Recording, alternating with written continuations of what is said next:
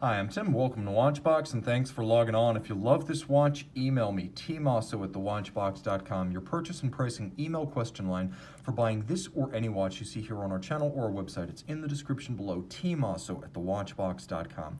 Today, we're discussing the 2019 Audemars Piguet Code 11.59 Perpetual, the Perpetual Calendar.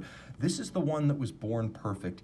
It needed no adjustment, refinement, or revision to be the perfect dress complication.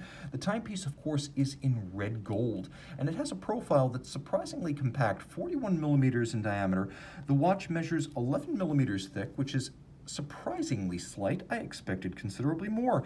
49.5 millimeters from end link to end link. It is 22 millimeters between the lugs. Throw it on my 16 centimeter circumference wrist and you can see it wears nicely. The lugs themselves are fairly stubby and tightly downturned, so if you're borderline to wear this watch, it's not going to flare stridently over the edge of your wrist. Here's your over the top. Here's your cuff shot. Again, it's thinner than you expect. And then here's your down the barrel shot, so you can really get a sense of it from overhead. The watch is comfortable. It's also substantial. I could recommend it for a wrist as small as about 14 centimeters circumference.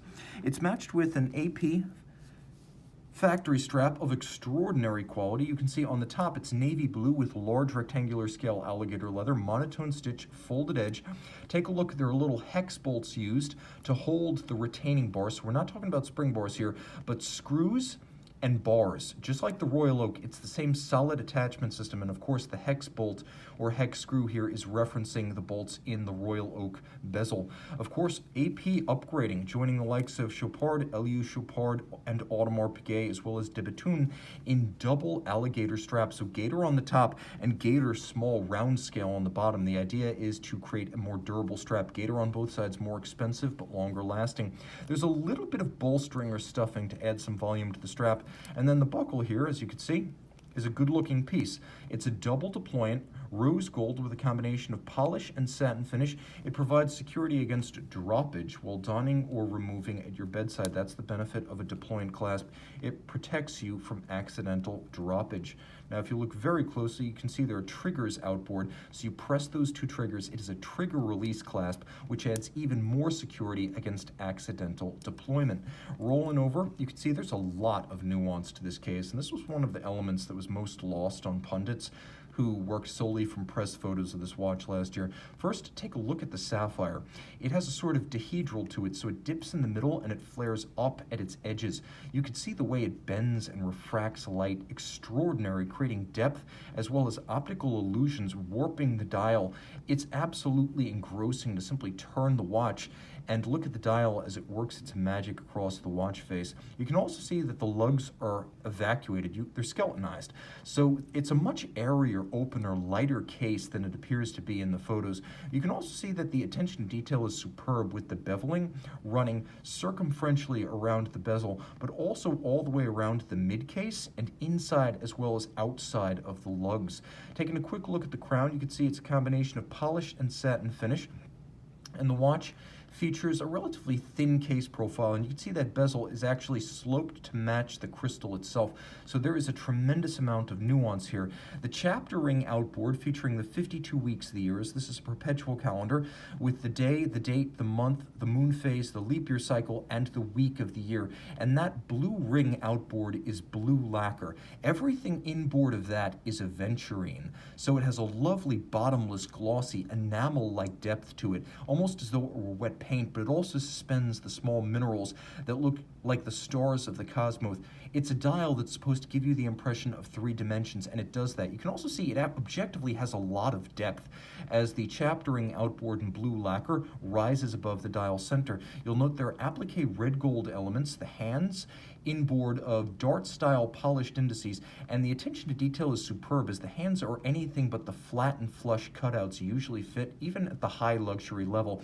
Audemars Piguet gives a sort of vaulted curvature to each one of these hands, and then invests each index with the same vaulted shape.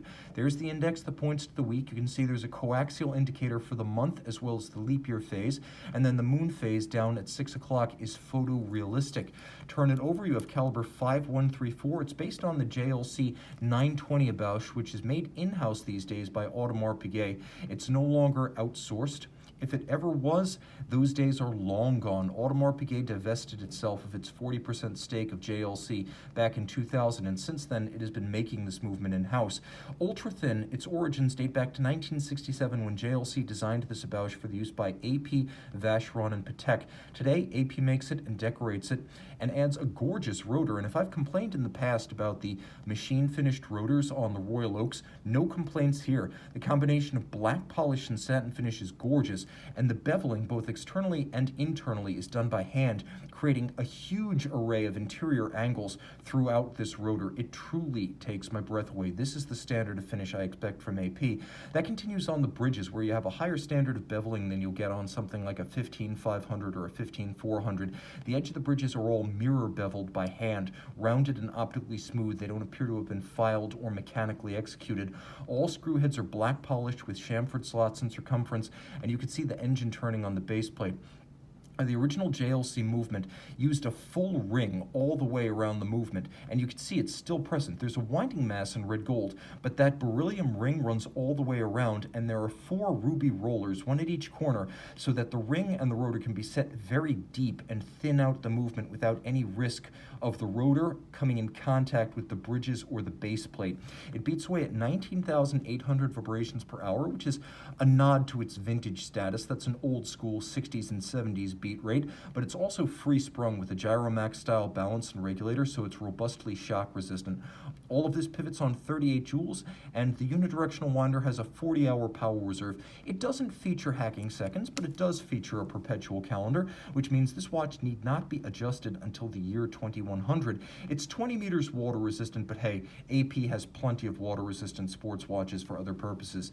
Email tmosso at thewatchbox.com for purchase and pricing details of what might be the most exquisite Audemars Piguet dress complication you can buy, right down to the Royal Oak inspired faceted quasi-polygonal case flanks of this masterpiece.